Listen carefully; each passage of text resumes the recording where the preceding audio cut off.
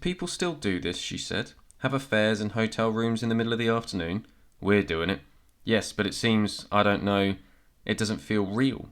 He laughed. "It felt real enough just now, didn't it?" She laughed too. "Of course, but it wasn't what she meant." While he was in the shower, she dressed, and then she went to the window and drew back the curtains. She did this surreptitiously, not making herself too visible, even though no one could possibly know she was there. No one who might recognize her would be down on the street looking up, accusingly or in surprise.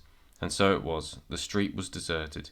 It was a grey, nondescript view, which in a week or a month she would struggle to recall, unless they came back, but they wouldn't.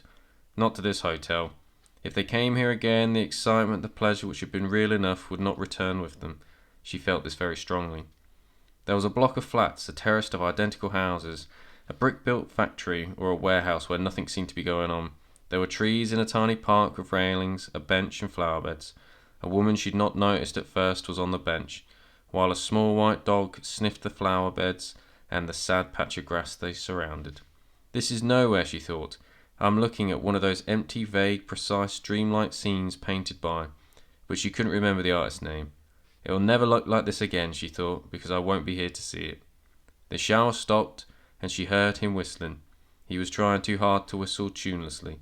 It might have been endearing, but she thought it was ludicrous.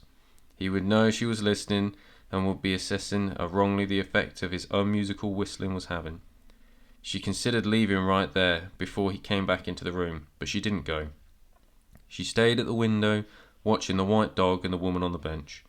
She thought they must belong to each other, but she could not definitely conclude that it was so.